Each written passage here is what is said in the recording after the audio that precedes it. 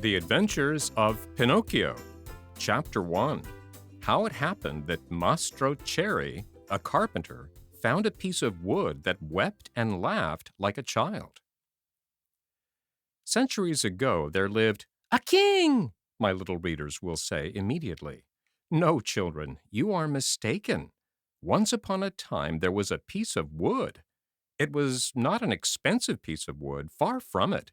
Just a common block of firewood, one of those thick, solid logs that are put on the fire in winter to make cold rooms cozy and warm.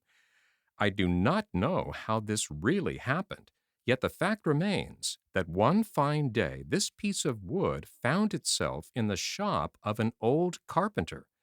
His real name was Mastro Antonio, but everyone called him Mastro Cherry, for the tip of his nose was so round and red and shiny that it looked like a ripe cherry. As soon as he saw that piece of wood, Mastro Cherry was filled with joy. Rubbing his hands together happily, he mumbled half to himself, "This has come in the nick of time. I shall use it to make the leg of a table." He grabbed the hatchet quickly to peel off the bark and shape the wood, but as he was about to give it the first blow, he stood still with arm uplifted, for he had heard a wee little voice say in a beseeching tone, "Please be careful, do not hit me so hard." What a look of surprise shone on Mastro Cherry's face!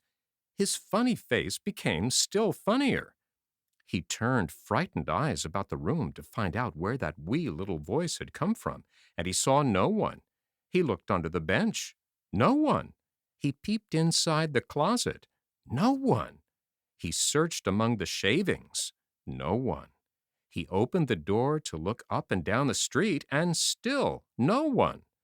"Oh, I see," he then said, laughing and scratching his wig.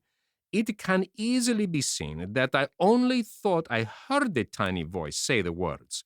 Well, well, to work once more." He struck a most solemn blow upon the piece of wood. "Oh, oh, you hurt!" cried the same far-away little voice. Mastro Cherry grew dumb. His eyes popped out of his head.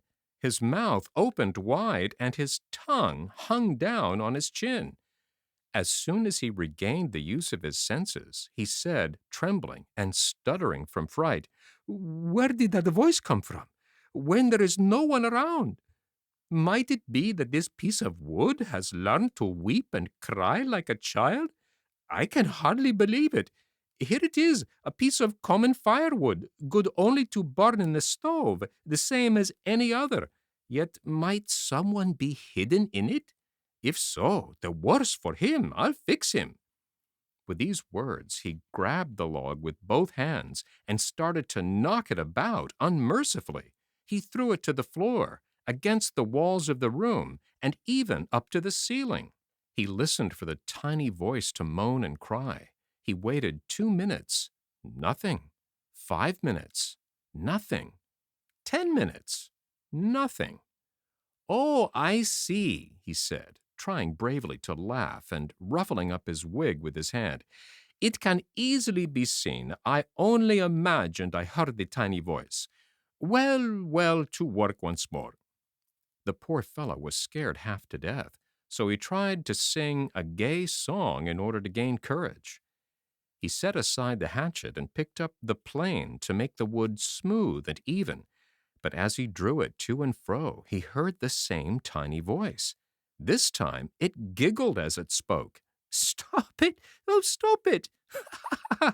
You tickle my stomach." This time poor Mastro Cherry fell as if shot. When he opened his eyes, he found himself sitting on the floor. His face had changed. Fright had turned even the tip of his nose from red to deepest purple.